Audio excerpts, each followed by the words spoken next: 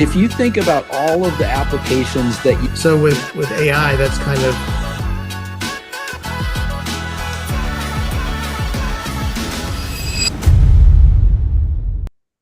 Boom! Welcome to the 8th episode of Access 360 podcast. We've been doing this for a number of weeks now. It's been a lot of fun, having a lot of conversations. We say it is where people, ideas, and conversations come to evolve and chew on things and mastermind. And so today we are pleased to have a special guest who's actually one of our Access Virtual Staffing favored clients. And I'll do a more appropriate introduction in just a moment, but I just want to say, hi, Terri. How are you?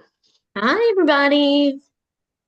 Good to have you here. How are you doing today? Are you having a good day, hectic day? You got some Christmas music in the background? Yeah, well, it's Christmas music as early as Christmas music as possible in our house. So it's like November 3rd, the Christmas music remains on until it's over and we mourn. So that's fine. I mean, we're always busy over here, so that's just the norm.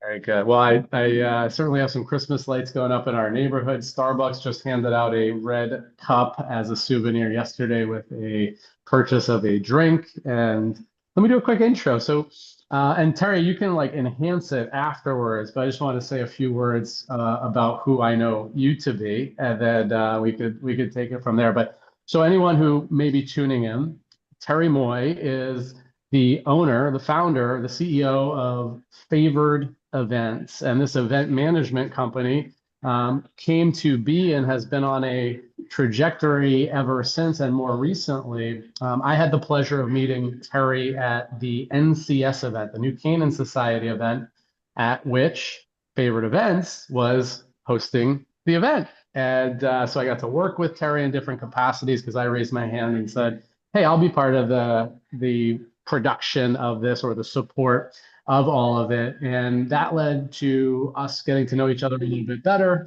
understanding business is a little bit better, and ways in which we might be able to partner in different ways together. And I think it's led to Terri's company being a major client of ours as Access Virtual Staffing. We say our most favored client, because if Terri calls, I pick up the phone and make sure that we get things handled and taken care of. But sorry, what would you say? You want to give like a little snapshot of who you are and what your business is?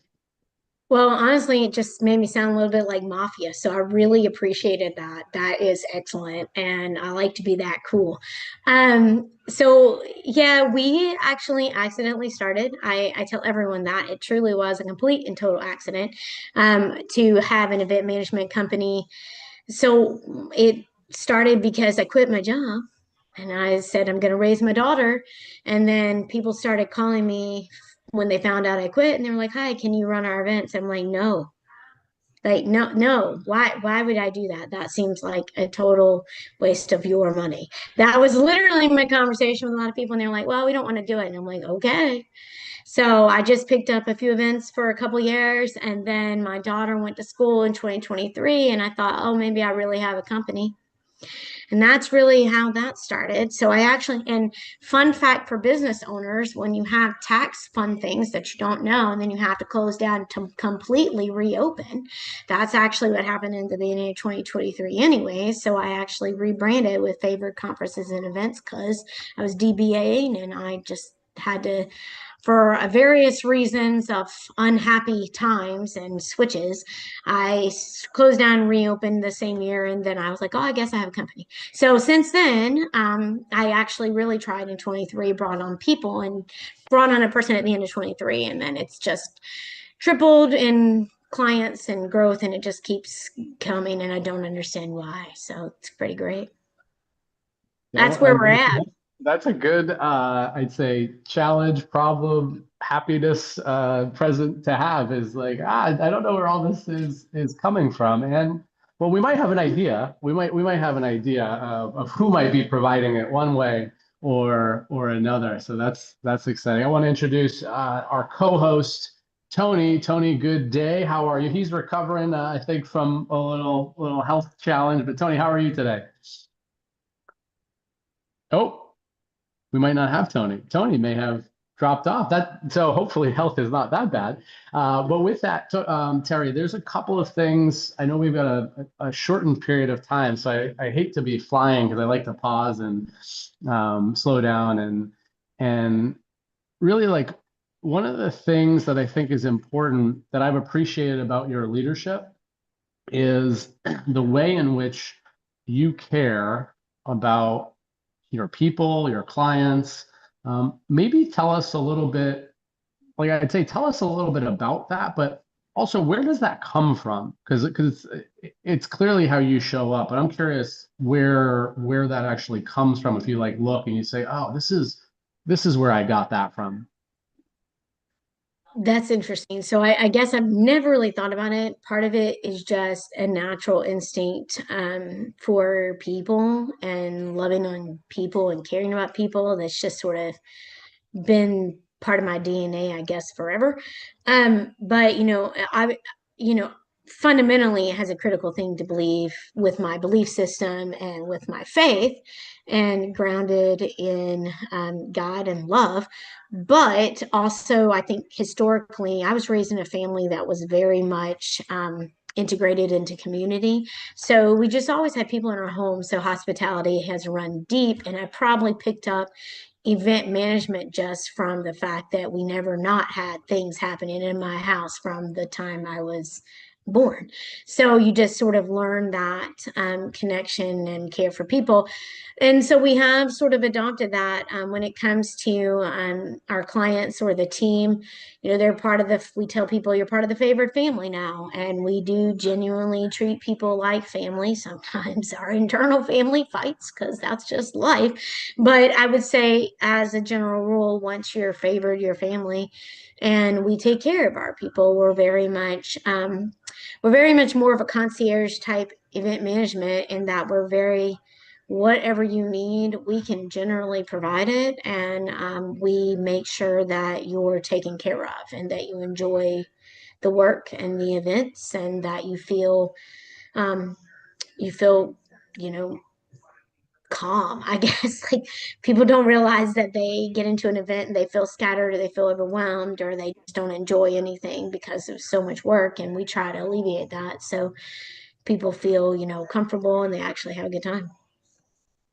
I love that. And it's not what I'd say is it's not a talking point or like window dressing, just to give that feedback. In my experience before it was even a business conversation between us, it was I'm at this event or I'm part of this committee for this event, and I just realized that Terry's the most like hardworking, genuine, authentic, but also like not minimum standard leader, like maximum standard leader. And I'm not just going to try to do things so we can get by. Like, how do we make this the best event? How do we fix this thing that's out? And how do we do that at a level where the people who show up are like, this is special, like this is well done, this is taken care of. Have you in your leadership, have you had, I mean, you have a team and obviously you're now, expanding the team. Has that been a challenge for you? Because you may inherently have the standard at which you operate, but now that has to carry over into how your people and business operates. Anything there? Has that been a challenge? How do you look at that?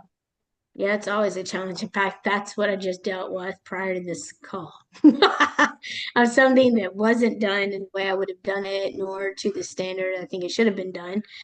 And so I think part of it has been a personal challenge as a leader to say, okay, it's not going to be done in necessarily the exact same way I could do it initially, or there's going to be a level of growth that everybody on the team has. And it's going to take time. And so I think that's where, as a leader, it's been the hardest challenge that I've had is first imparting knowledge, but then also trusting that the people will get things done and being okay with accidental failures. And I think that's the reality is that there's never not going to be things that don't go perfectly. And there's going to be things that people are going to do that are not incorrect. And then you just course correct and you have to say, okay, like the fact that you took initiative and that you tried, even though it was totally botched, what's our next step? Like, how can we grow from this? How can we, course correct from this? And are you willing to learn from it? Or are you going to blame somebody else for your imperfections? So like there's a certain level of, I expect everyone on my team to be diligent, but not perfect. And if they're diligent and not perfect, they have to also be willing to own their mistakes and correct them. And then we grow. And so it's just, it is what it is. And I think that that's, hard for anybody. I'm more on the perfectionist side than probably is healthy. And so I think that's probably a harder struggle for me than it is for some. Yeah, well, I think it's a challenge for all of us as leaders as we grow, as business grows, as team grows, or even just new teammates come into the fray. And how do we lead? I'm reminded of my slogan from high school, which was grit and grace, because what comes up for me with you is like you have a beautiful way that you bring grace to situations, to your team, but sometimes the grit part of it is like we might have to knock some things into alignment and make sure that things are taken care of properly, and that's not always an easy thing to do. But Yeah. how do you look at grace? And maybe this is a good segue just for a quick thought on how your faith integrates with business for you. Like how do you mix the two? How do you look at the two? Sure. So faith is the core of who I am. So it's obviously going to be the core of everything I do business wise. And I think that that's apparent with how I act, how I lead, or at least I would hope it'd be apparent with how I act and how I lead. And it's apparent with the fundamental I say guiding principles of how we run the company. But at the same time, people would say, oh, it's a Christian company. And I don't necessarily uh, say that because I don't think that you have to label a Christian company in order to have the same value proposition and value system. Because if you do that, you're isolating the opportunity for people to come into the fold who are going to present opposition. And I will tell you, you can ask anybody on my team. I do not mind having people who I'm working with who have a difference of belief system. It's fine. Because whether or not we agree fundamentally on everything faith wise, it's about respecting each other and understanding the growth opportunities on both ends. So I don't mind being challenged. In fact, I have a couple of team members who challenge me, and sometimes I have to like cringe as a leader because I want to throw something at them. And then I recognize their challenging me is only going to improve the team. And so if I am not afraid of the challenge in the conversation, then our team is stronger. And it allows other people the opportunity to feel free to converse, to share their opinions, to, um, openly dialogue with each other. But there is a strong level of respect and grace that is themed throughout everything we do. Everybody on the team knows the one thing I do not tolerate is um, is like a disrespect for each other. Like that does not fly. You do not disrespect another person on the team. If you got a problem with the person on the team, deal with it. You're an adult. Like deal with it and then let's work it out. Yeah, I think it's not an easy balance, but I think that's a valuable place because I've been learning about how do you show up in the marketplace? And I'm earlier maybe on my walk, but it's how do we engage, encourage, and make sure that everyone is welcome and inclusive, and we're not diminishing our faith. It's more just this is who I am. We can act in the way that we've been taught to act in godly ways, and that doesn't like we love everyone because that's actually what we're taught to do as believers is to love the Lord our God with all our hearts and to love our neighbors. whoever those neighbors are. Yep. And sometimes that can get sticky and challenging in business, but that's where we get to grow, I think, Hmm. as well. Hmm. And So yeah, yeah, go ahead. no, I really think that if, you know, I pray over. So I started this long time ago. I don't know. I don't know if this is a secret or should be a secret, but it's just how I am. So every time we get a check from the client, like if we get a check in from an event, I'll just put my hands over it and just pray it's blessed and then put it in the bank. And then I'm like, all right, that is multiplied. I just pray over it, pray that it's multiplied, pray that it's blessed, and then just walk away. And people are like, you do that? I'm like, I do that. And I don't know why. It's just an instinct for me because for me, everything I do, I want to, glorify God. But at the same time, I want to live supernaturally natural. I heard this as a kid because you can live through a faith but in a natural world. We do not live in a bubble, so we should be able to function with people and communicate with people without over spiritualizing things or over emphasizing stuff. But you can be guided. I mean, there's something to be said. If I don't have a peace about a decision, no matter what it was, whether I've prayed about it or not, if there's some sort of like, it's probably a bad idea and I probably shouldn't walk in that path no matter what. And so I've just learned to kind of trust a little bit more of those instincts and also lean into a lot more counsel.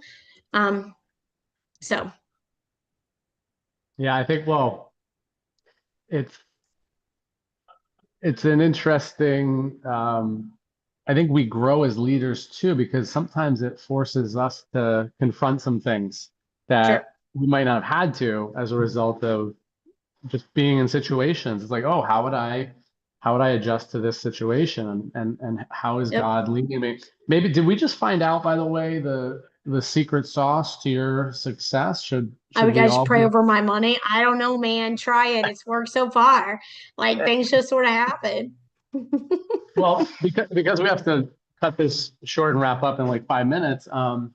What is one thing that you would say, like you said, hey, I don't know why this is working the way it is, but I I'd like to say like we could probably hypothesize, but like for you, like what do you think has been part of the secret to your success and how well things have been going? Obviously, I think God's always playing his Sure. role, but from a business perspective, if like you're like, hey, this is a good business tip, what are you seeing?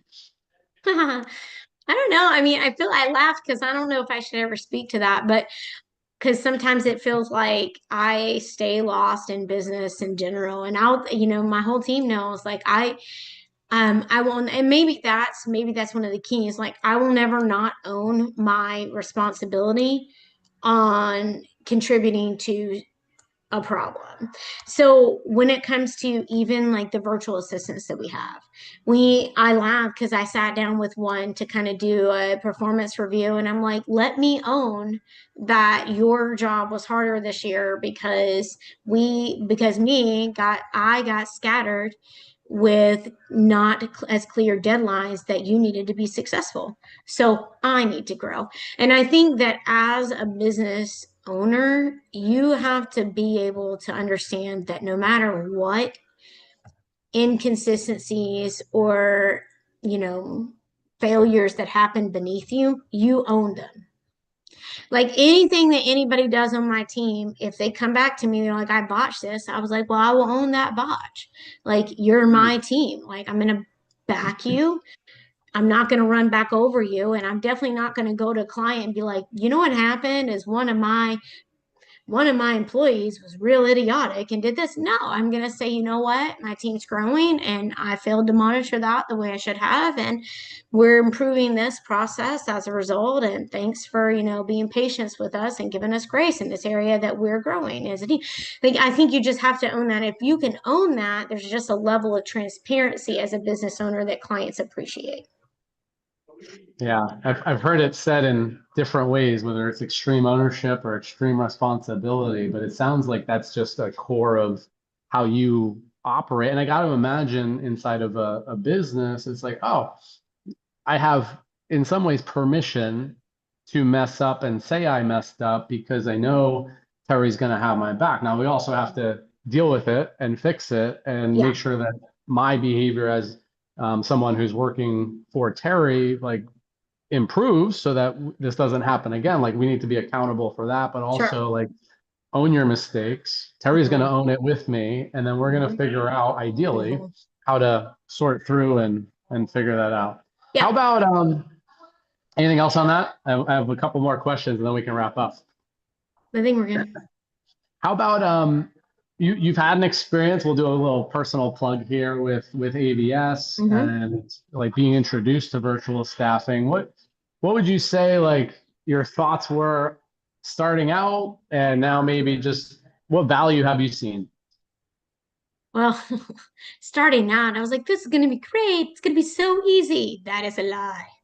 It's not easy in the sense of monitoring. It really required me to do a better job of monitoring. And I'm not a micromanaging boss, but I have to be more hands on with a virtual assistant and also really get out of my complete first world mentality, which I didn't realize was a problem. And I'm like, wow, I have issues.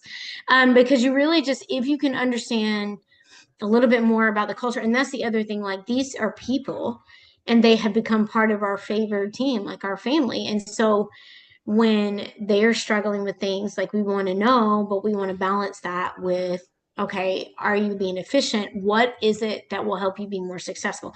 So I didn't realize that it was going to take as much work. That's on me.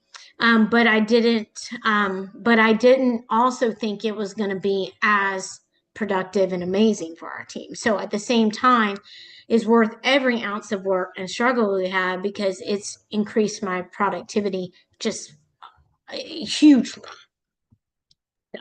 Yeah, I think that's sometimes the biggest challenge, especially if somebody's new to this kind of support system Mhm. and worker. But on the other side of it, if you can figure it out, master it, and have it work Mhm. for you, like our insurance business now has 70 virtual assistants that have saved millions and millions, like literally millions and millions of dollars for our business now over Mhm. years.